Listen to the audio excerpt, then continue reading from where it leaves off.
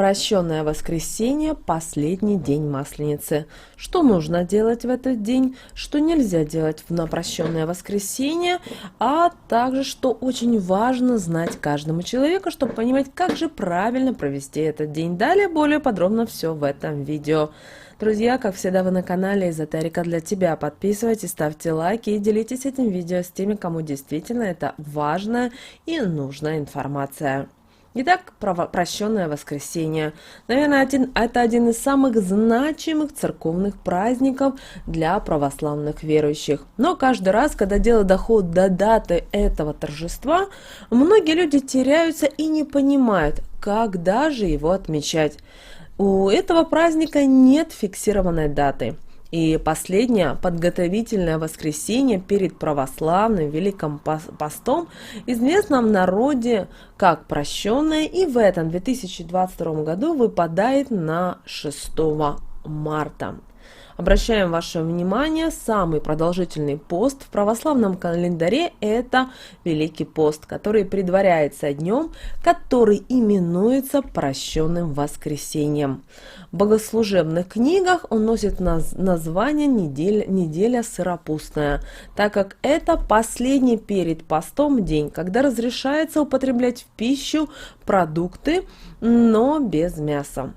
У прощенного воскресенья нет закрепленной даты, и именно воскресенье отмечается в последний день Масленицы.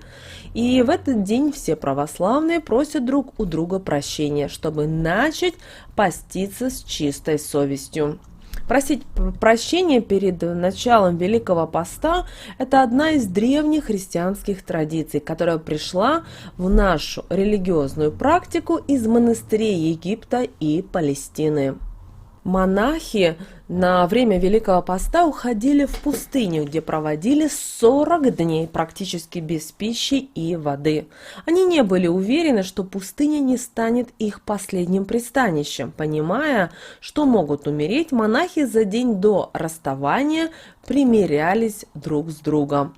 Отсюда и пошло название «Прощенное воскресенье». И согласно традиции, первыми просить прощения должны старшие у младших. В ответ на просьбу о прощении принято отвечать «Бог простит». В этот день нельзя просить прощения на показ или на словах. Важно, чтобы желание простить и получить прощение исходило из глубины души и сердца. Священнослужители обращают внимание, что просить прощения и прощать – это две разные вещи. В первом случае нужно самому признать свою вину и желать исправиться, а во втором случае нужно принять ближнего и всем сердцем простить его вину. Конечно же, в первую очередь в этот день нужно обратиться к близким людям, а также ко всем, с кем прежде возникали у вас какие-либо недоразумения. Очень важно простить друг друга до начала Великого Поста, чтобы начать готовиться к Пасхе с чистой душой. Поэтому важно в этот день, 6 марта, посетить храм. В православных храмах на вечернем богослужении совершается чин прощения. На литургии читают Евангелие из Нагорной проповеди Христа. Отмечать это праздничное событие начали еще в Древнем Египте. Монахи готовились к посту и отправлялись на 40 дней в пустыню, где им нужно было практически ничего не есть. Выжить, конечно же, в таком испытании было достаточно сложно, и монахи придумали вот такую вот интересную традицию, которая помогала облегчить их уход. Монахи начали прощаться с людьми и просить прощения за все совершенные грехи. Даже если они никого за свою жизнь не обидели, они все равно просили прощения. Только после этого монахи отправлялись в путь. Со временем эта традиция уже перекочевала и в современное христианство. Верующие начали молиться о прощении в храмах. С тех самых пор принято считать, что в прощенное воскресенье Господь прощает людям все грехи, в которые они искренне раскаялись. Многие люди не понимают, за что им стоит просить прощения в этот день, если они ничего не сделали. Однако смысл этого праздника можно объяснить притчей о фарисее и мытаре. Известно, что мужчины жили в одно и то же время. Фарисей был праведником, который постоянно молился и всегда придерживался поста. Фарисей всегда и во всех случаях считал себя самым умным и даже лучшим человеком. А вот мытарь был захватчиком, который собирал налоги с людей. Народ его искренне ненавидел. Мужчина понимал всю ненависть людей и постоянно молился, чтобы Господь Бог отпустил его грехи. После кончины мытаря его простили, а фарисей был наказан. Именно поэтому многие верующие стараются замаливать даже самые небольшие грехи и просят прощения у Господа Бога.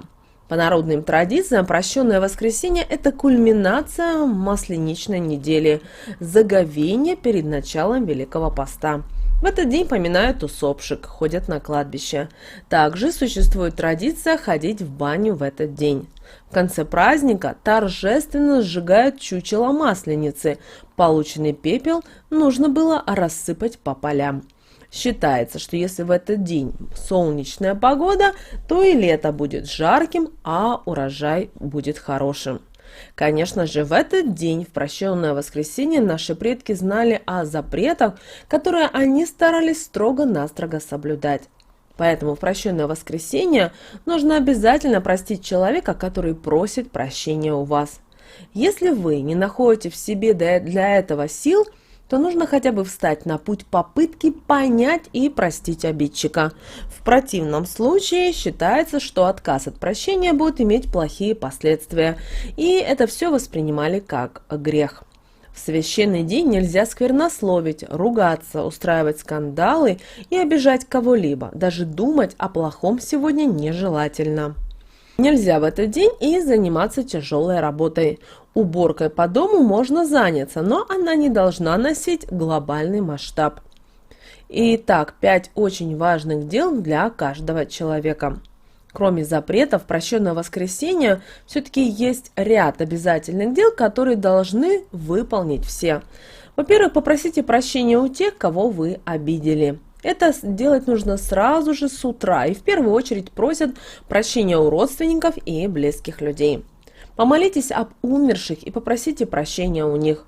Часто человека может мучить совесть о словах или поступках по отношению к тем, кого уже нет в живых. Но у них точно так же можно попросить прощения. При искренней молитве каждый будет услышан. Простить тех, кто просит прощения, кто-то вас тоже мог обидеть. И если человек просит прощения искренне, то знайте, он заслуживает того, чтобы и его простили. Провести очистку перед началом Великого Поста может каждый человек. Для этого сходите в баню, уберитесь по дому и старайтесь переходить на более постное меню питания.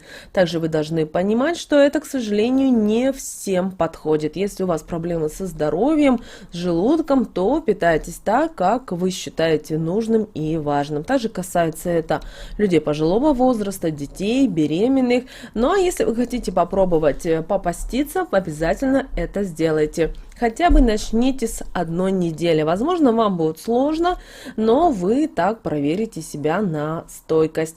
Есть люди, которые не могут пройти весь пост, но, по крайней мере, когда вы пробуете, вы знаете, что это такое. Это достаточно сложно, потому что наше физиологическое тело привыкло есть те или иные продукты питания, а в пост, к сожалению, многие продукты питания вам нужно будет исключить.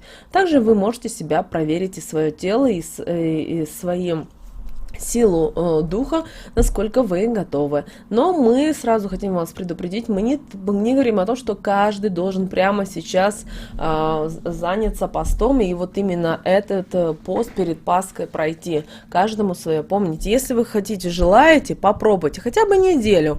Получится больше недели, хорошо.